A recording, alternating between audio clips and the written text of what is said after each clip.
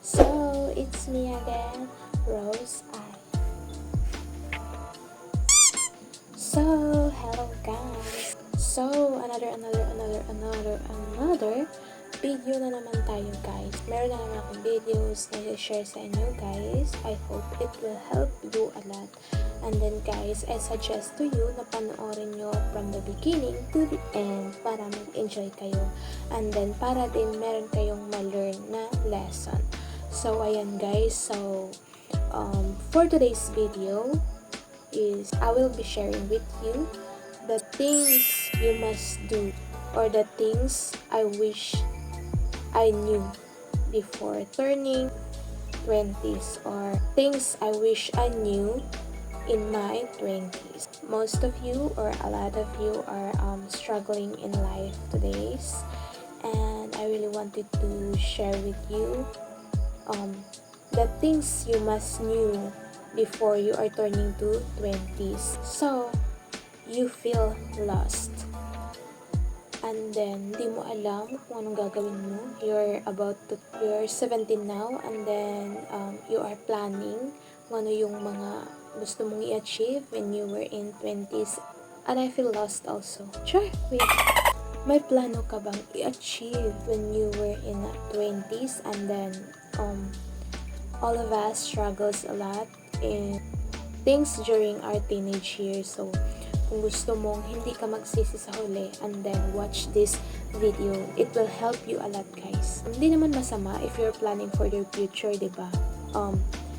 It is worth it. It is worth it when you plan for your future kasi ikaw din naman yung makikinabang, diba? Ikaw din naman yung parang magiging masaya sa huli, diba? If you're planning to do things yung ikakasaya mo, if you're planning to do things na gusto mong ma-achieve in your 20s or in your future.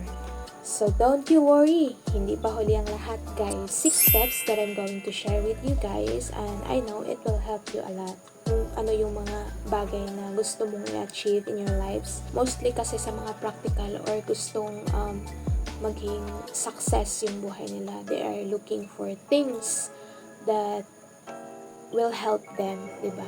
Kasi, so, wag ko nang ipaligoy-ligoy pa kasi excited na sila. So, ayan guys, wag ko nang ipaligoy-ligoy pa. Let's go to the video. So, ayan guys, so the first steps that I'm going to share with you is step number 1. Love yourself. No one will love you more than you will, diba? Love yourself and treat yourself with the same kindness you give to others. You love in your life. Ganon kasi yun guys, diba? You should love yourself first.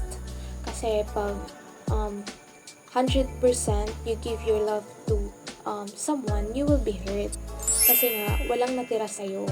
Dapat magtira ka din.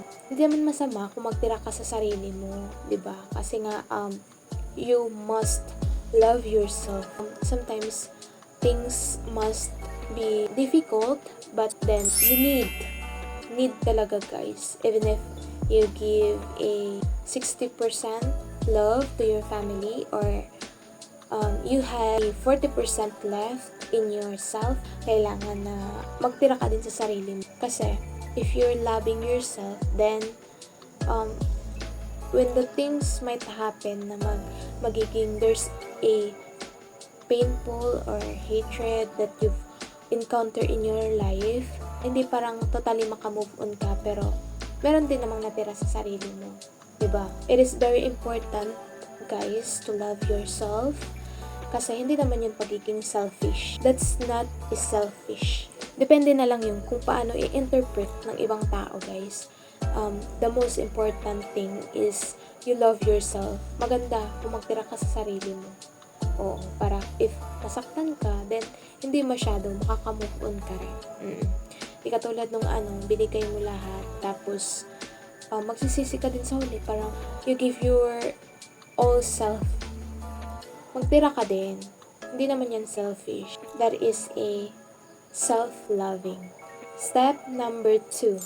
Stop comparing yourself to others. Alam mo, when God created us, magkaiba talaga tayo. Yes.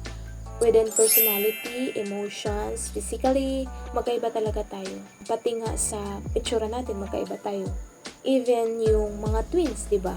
Merong mataba, merong payat. Meron ding twins na magkaiba. Oo, yung makikita mo na identical twins sila pero parang merong difference. Merong difference sa kanila. For example, yung isa may nunal dito, tsaka yung isa may nunal din sa kabila. O mabilis lang siyang kung sino sa kanila yung yun. So, for example, when you're learning things, tapos sabihin mo sa sarili mo na, ay, bobo ako dyan. When it comes to learning, di ba? You look down on yourself, even though you're still learning, pero parang sinasabi mo sa sarili mo na, ay, bobo ako. Ay, hindi ako mabilis mag-identify. Ay, slow learner ako. Hindi ganun. Ito masasabi ko. Meron sila na wala ikaw. At saka meron ikaw na wala sila. Ganun. Meron silang nalalaman na wala ikaw. At meron ka ding nalalaman na wala sila. Kaya, stop comparing yourself to others. You have your own uniqueness. At saka, we are blessed. And God created us. Yes. Kaya, don't or stop comparing yourself kasi matalino ka din in your own way. Maganda ka din or you're gorgeous on your own way. Kaya stop comparing yourself physically, mentally, or kung ano mang yung appearance mo. Ay, maganda siya, ako hindi. Ay, maputi siya, ako hindi. Huwag ganun. Stop that. Stop mo yung attitude mo na ganun. Yung you're comparing yourself to others. Ayun nga yung parang nakita ko sa may nakita kong parang quotes or parang sayings doon sa rice cooker namin. Oo, totoo ito. Even yung butterfly, 'di ba nga? Kasi even yung butterfly, they are beautiful, they are gorgeous sa tingin natin, pero kahit na sila mismo hindi nila nakikita yung ganda nila, 'di ba? Yun. You are beautiful in your own way. Yun nakikita ng ibang tao. Malinis ka, maganda.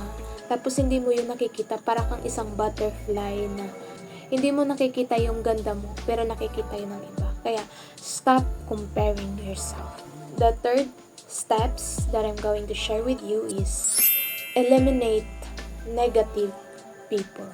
Ito yung importante, guys. Kasi, kung parang naano ka din sa mga negative na sinasabi nila, wala din. Ipakita mo sa kanila na magaling ka. Ipakita mo sa kanila na yung dinidescribe nila, sila yun, hindi ikaw. Yung mga sinasabi nilang negative sa'yo, personality nila yun, at hindi sa'yo.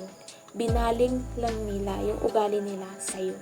Kaya, eliminate mo yung mga negative people.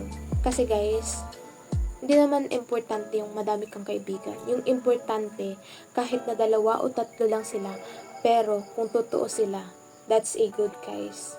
Maganda yun. Maganda yung parang ganun. Kahit na 3 lang sila, pero gusto ko yung totoo.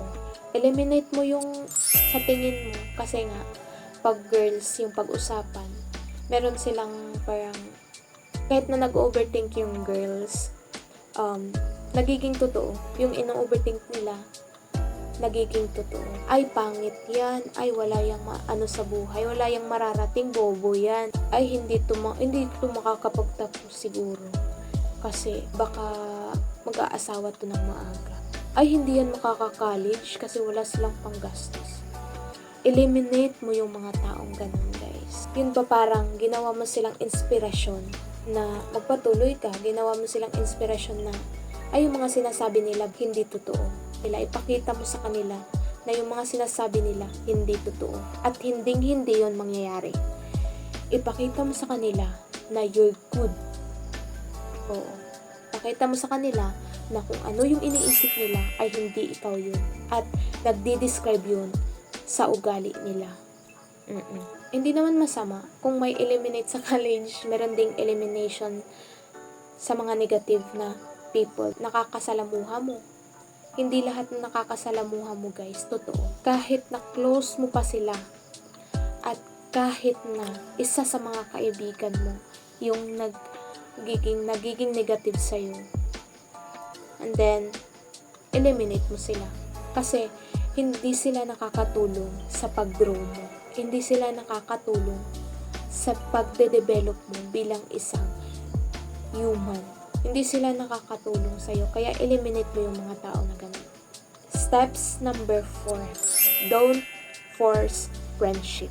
Diba? Yun nga yung nasabi ko sa pangatlo, diba? Na if you stop comparing yourself, and then also, don't force friendship. When I'm a freshman, late enrolled, and then, nakikicircle of friends lang ako, at saka, out of the blue ako, yung ba parang, they are active on each other, active sila kung ano yung mga chismisan, kung ano yung mga laman ng mga topics nila.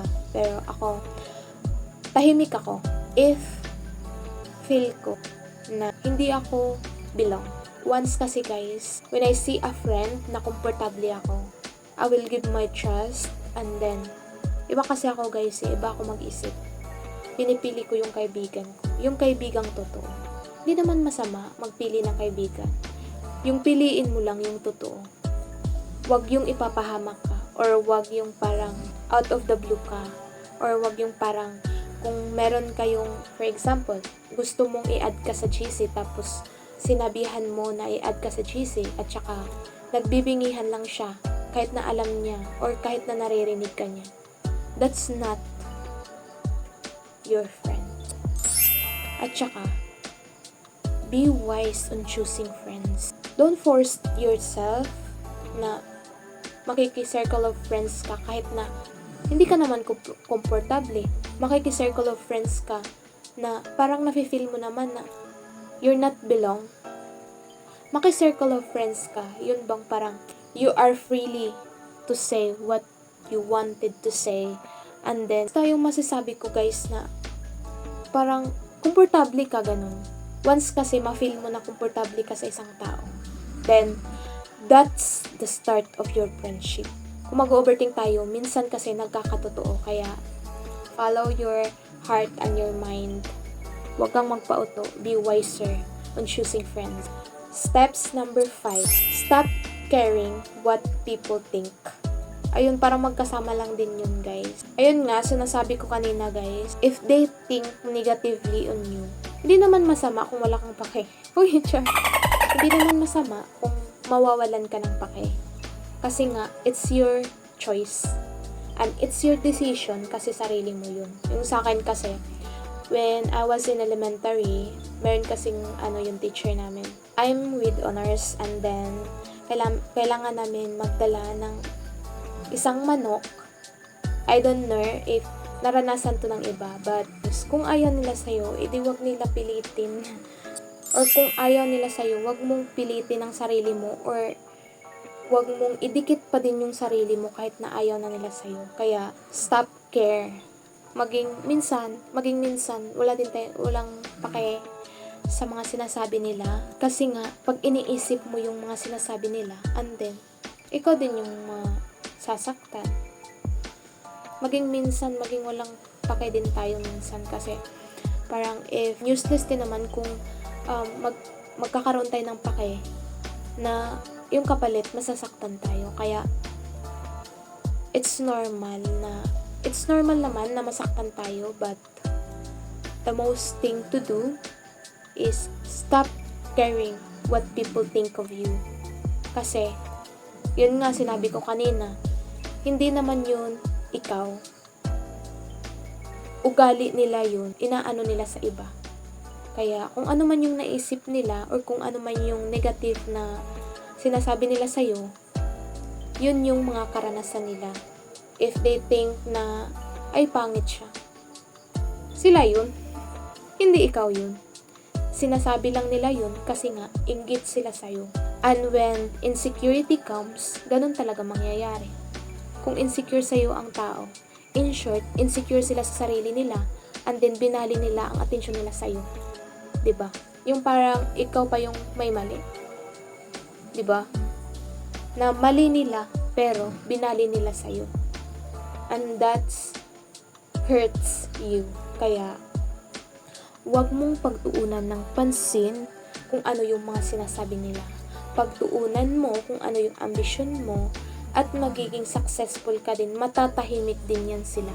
Kaya, stop caring what people think of you. Last steps na isi-share ko sa inyo guys is plans what's the best for your future. Bago ka mag-20, within 17 months, 18, or 19, planuhin mo lahat. Plans what's the best for you, for your future, diba? Kasi nga, yung iba, nag-earn sila ng money, nagtatrabaho man sila, online man, or virtual, or kung ano man yung naisipan nilang trabaho. It's for your future naman. If you don't have tuition para sa college mo, and then magtrabaho ka, mag-earn ka, mag-save ka ng money. Huwag yung may trabaho ka, tas bili ka ng bili ng parcel, and then you really wanted to take sa college. Gusto mong pumasok sa college or sa university na gusto mo. Pero, ang problema, ito yun. Ito yung problema. Kasi nga, you need to save money. Huwag kang yung puro parcel na lang. Kasi mostly kasi sa mga teenage ngayon, if maka-earn sila or maka-save sila ng money, binibili nila ng parcel. They don't think kung ano yung mangyayari sa future nila. Think what's the best for you. Gusto mo ng the best, diba? Kaya planuhin mo. Planuhin mo na ito, magsisave ako ng money para to sa college ko. Wala akong pang-aral. At saka, pag mag-aaral na ako, meron akong pang-tuition. Meron akong pambayad ng school, and then meron akong pang-snack, pang-boarding house, o kung ano pa man dyan. Yung mga sa project, di ba nga? Kasi pag college guys, hindi madali mag-college. Kung drain yung utak mo, drain din sa financial ikaw. Drain ka din sa financial needs mo. Kaya, you need to plan for your futures, or di ba?